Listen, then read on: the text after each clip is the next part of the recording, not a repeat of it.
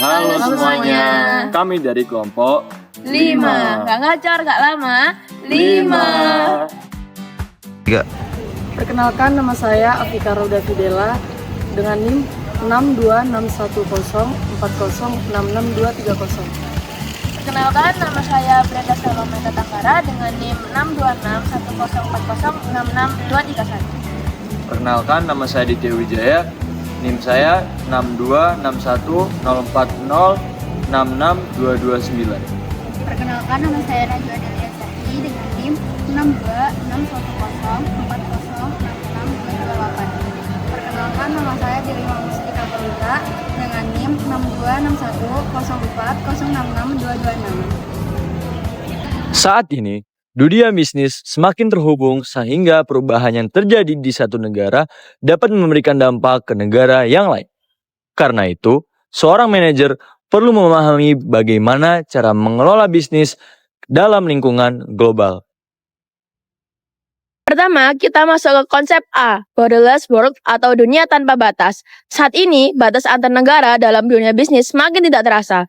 Sebuah perusahaan yang berada di satu negara dapat memiliki pelanggan, pemasok, karyawan, bahkan partner bisnis dari berbagai negara. Bahkan, seorang manajer yang bekerja di perusahaan lokal pun tetap perlu memahami lingkungan internasional, karena kemungkinan besar mereka akan berinteraksi dengan orang lain atau perusahaan yang asing. Dari budaya yang berbeda atau menghadapi produk dan perusahaan asing ini, dunia bisnis saat ini semakin terintegrasi secara global. Peristiwa, ide, dan tren yang terjadi di suatu negara dapat mempengaruhi organisasi di negara lain. Jadi, seorang manajer tidak bisa lagi hanya berpikir berdasarkan kondisi di negaranya sendiri. Hal tersebut berkaitan dengan globalisasi. Globalisasi membuat aktivitas bisnis, informasi, teknologi, dan hubungan antar organisasi semakin terhubung melewati batas negara. Contohnya, bisa kita lihat dari perusahaan teknologi. Sebuah aplikasi dapat dibuat oleh perusahaan di Amerika, dikembangkan oleh tenaga kerja di India, menggunakan pemasok dari Cina, dan digunakan oleh konsumen di Indonesia. Artinya, satu produk saja dapat melibatkan berbagai negara. Namun, globalisasi bukan hanya memberikan peluang, globalisasi juga membawa risiko. Ketika negara-negara semakin terhubung, gangguan yang terjadi di satu negara dapat menyebar ke negara lain. Karena itu, manajer harus mampu melihat peluang sekaligus mengantisipasi risiko global. Global mindset sangat penting karena ketika perusahaan masuk ke lingkungan internasional, manajer akan berhadapan dengan orang yang memiliki budaya, kebiasaan, nilai, sistem politik, dan cara berpikir yang berbeda. Global mindset dapat diartikan sebagai kemampuan manajer untuk memahami dan memahami individu, kelompok, organisasi, dan sistem yang memiliki karakteristik sosial, budaya, politik, institusional, intelektual, dan psikologis yang berbeda. Jadi, memiliki global mindset bukan berarti kita harus meninggalkan budaya sendiri. Justru kita harus mampu memahami bahwa cara kita melakukan sesuatu belum tentu menjadi cara yang tepat di negara lain. Global mindset memiliki 3 dimensi utama. Yang pertama adalah cognitive dimensi, yaitu kemampuan memahami lingkungan global, mengetahui perbedaan akan budaya, dan memahami perubahan global yang kompleks. Yang kedua adalah psychological dimension, yaitu keterbukaan terhadap cara berpikir yang berbeda, kesediaan mengambil resiko, serta kepercayaan diri dalam menghadapi situasi yang tidak pasti. Dan yang terakhir adalah social dimension, yaitu kemampuan berinteraksi dan membangun hubungan dengan orang dari berbagai budaya. Global mindset dapat dikembangkan melalui 2 cara, yaitu thinking and doing. Thinking berarti kita mempelajari budaya, isu dunia, dan bisnis internasional. Sedangkan doing berarti kita benar-benar membangun hubungan dengan orang dari negara dan budaya yang berbeda. Pengalaman internasional, belajar bahasa asing, perjalanan, dan studi di luar negeri juga dapat membantu mengembangkan global mindset. Selanjutnya, kita masuk ke the changing international landscape. Dalam lingkungan bisnis internasional, ada beberapa negara yang semakin memiliki pengaruh besar, khususnya Cina dan India. Cina berkembang sangat kuat terutama dalam bidang manufaktur. Perusahaan-perusahaan Cina juga semakin aktif masuk ke pasar internasional. Dari contoh tersebut, kita bisa melihat bahwa keberhasilan bisnis internasional tidak hanya bergantung pada seberapa besar modal perusahaan, tapi juga pada kemampuan perusahaan memahami kondisi pasar lokal. Salah satu contohnya adalah Xiaomi. Perusahaan ini berhasil berkembang pesat di India dengan menawarkan produk yang memiliki desain menarik dan harga yang lebih terjangkau. Hal ini menunjukkan bahwa perusahaan internasional perlu memahami kebutuhan konsumen lokal. Sementara itu, India berkembang sebagai kekuatan besar dalam bidang jasa, software, teknologi, informasi, dan precision engineering. India juga memiliki banyak tenaga kerja terampil dan populasi yang sangat banyak, menggunakan bahasa Inggris sehingga menjadi lokasi menarik untuk outsourcing dan pusat penelitian dan pengembangan. Tetapi, masuk ke pasar Cina atau India juga tidak mudah. Contohnya, Amazon harus beradaptasi dengan kondisi pasar India. Amazon bekerja sama dengan toko-toko kecil untuk membantu proses pemesanan dan pengiriman barang, terutama di daerah yang infrastrukturnya masih sangat terbatas. Selanjutnya yaitu multinational corporation dan bottom of the pyramid. MNC merupakan perusahaan besar yang melakukan kegiatan bisnis di suatu negara. MNC dapat memindahkan aset dari satu negara ke negara lain dan memiliki pengaruh terhadap perekonomian, politik, bahkan budaya negara tempat mereka beroperasi. Dalam perkembangannya, perusahaan multinasional dapat memiliki orientasi yang berbeda. Ada perusahaan yang memilih sangat berorientasi pada negara asalnya atau disebut etnosentrik. Ada yang lebih menyesuaikan diri dengan negara tempat mereka beroperasi atau polisentrik. Dan ada yang benar-benar memiliki orientasi global atau geosentrik.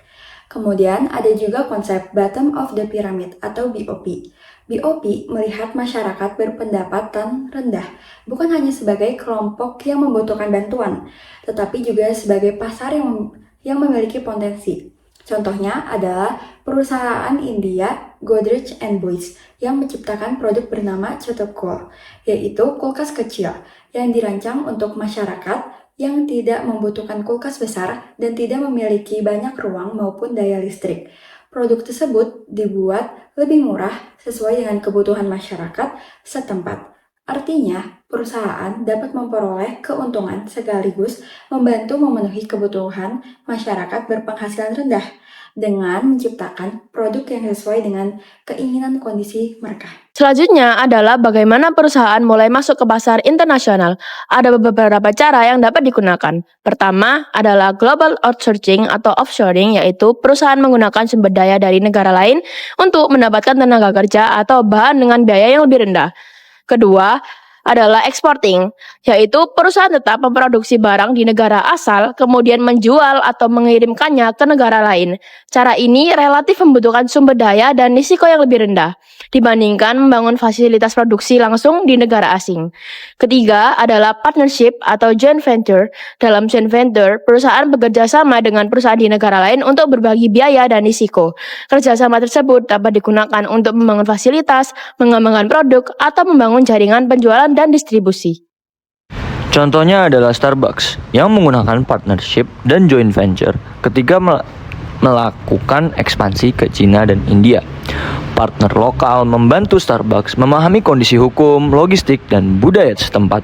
Bahkan, menu Starbucks di India disesuaikan dengan selera masyarakat lokal, seperti tandoori, paneer rolls, dan croissant rasa kapulaga.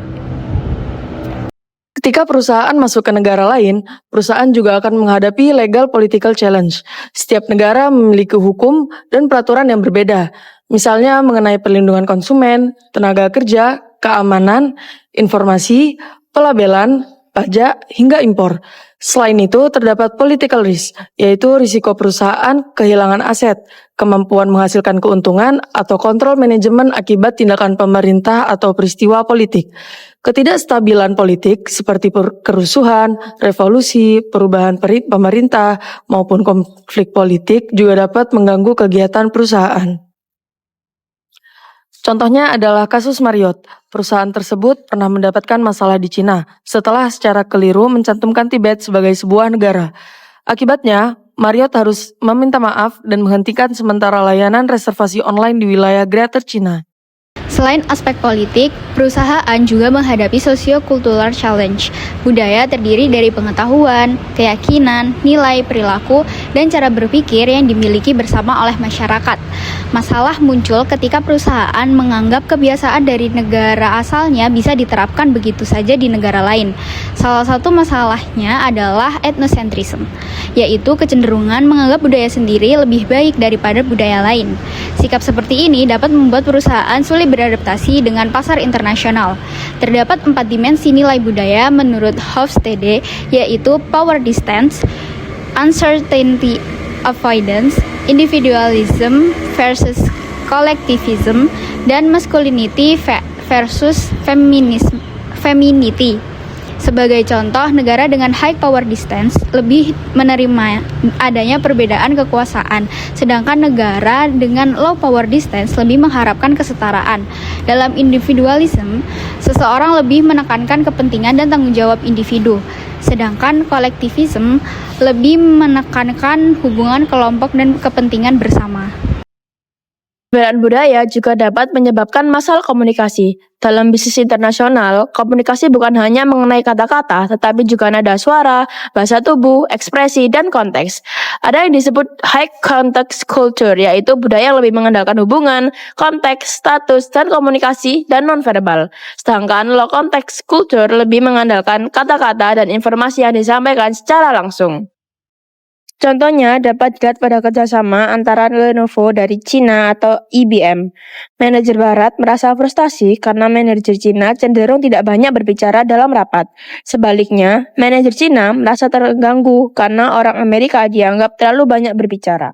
Jadi, komunikasi yang efektif dalam lingkungan internasional membutuhkan cultural intelligence, yaitu kemampuan untuk mengamati, memahami, dan menyesuaikan perilaku ketika berinteraksi dengan budaya yang berbeda. Selanjutnya adalah International Trade Alliances. Topik terakhir adalah International Trade Alliances atau Aliansi Perdagangan Internasional. Aliansi perdagangan dibuat untuk mempermudah aktivitas perdagangan antar negara dan mengurangi berbagai hambatan perdagangan. Salah satu yang penting adalah GATT atau General Agreement on Tariffs and Trade, yang kemudian berkembang menjadi WTO, World Trade Organization. WTO berfungsi sebagai institusi global yang memantau perdagangan internasional dan memiliki kewenangan untuk membantu menyelesaikan sengketa perdagangan. Kemudian ada European Union atau EU yang bertujuan menciptakan sistem pasar tunggal di Eropa sehingga barang, jasa, dan masyarakat dapat bergerak lebih bebas di antar negara anggota. Kasus ini menceritakan Adam Wainwright yang dikirim ke Spanyol. Untuk meningkatkan produktivitas, perusahaan gitar Adam memiliki pola pikir yang sangat berorientasi pada efisiensi dan ingin meningkatkan produksi. Namun, ia mengalami masalah ketika berhadapan dengan Salvador, Dominguez, dan para pekerja Spanyol yang sangat menekankan kualitas dan craftsmanship. Adam menganggap proses kerja mereka terlalu lambat. Sementara itu, Salvador melihat pembuatan gitar sebagai sebuah proses seni dan sangat menjaga kualitas setiap instrumen. Bahkan, ketika Adam menawarkan workflow yang menurutnya lebih efisien, Salvador justru mengatakan, "You Americans." Kasus ini menunjukkan bahwa masalah dalam bisnis internasional tidak selalu berkaitan dengan teknologi atau kemampuan bekerja. Perbedaan budaya, nilai, cara kerja, dan cara melihat kualitas juga sangat berpengaruh. Bahkan, atasan Adam sendiri mengingatkan bahwa pekerja Spanyol memiliki jadwal yang berbeda. Dan Adam harus berbicara dengan Salvador untuk mencari data yang dapat diterima oleh kedua belah pihak. Dari kasus ini, kita dapat melihat pentingnya global mindset dan cultural intelligence. Seorang manajer tidak seharusnya langsung menganggap cara kerjanya sendiri sebagai cara yang paling benar. Sebaliknya, manajer perlu memahami budaya lokal, mendengarkan pihak lain, kemudian mencari fokus yang dapat memenuhi tujuan perusahaan tanpa mengabaikan nilai yang dimiliki pekerja lokal. Jadi, dapat disimpulkan bahwa managing in a global environment mengajarkan kita bahwa dunia bisnis saat ini semakin tanpa batas. Globalisasi menciptakan banyak peluang bagi perusahaan untuk mendapatkan pasar, sumber daya, teknologi, dan tenaga kerja dari berbagai negara. Namun, di sisi lain, perusahaan juga menghadapi berbagai risiko seperti perbedaan hukum, politik, budaya, nilai sosial, komunikasi, dan aturan perdagangan internasional. Karena itu, seorang manajer di lingkungan global tidak cukup hanya memiliki kemampuan manajemen dasar. Manajer juga harus memiliki global mindset, cultural intelligence, kemampuan beradaptasi, keterbukaan terhadap perbedaan, dan kemampuan membangun hubungan dengan orang dari berbagai budaya. Pada akhirnya, keberhasilan bisnis internasional bukan hanya tentang bagaimana perusahaan membawa produknya ke negara lain, tetapi juga tentang bagaimana perusahaan mampu memahami dan menyesuaikan diri dengan lingkungan tempat mereka beroperasi. Sekian dari kami, mohon maaf apabila ada salah kata. Terima kasih.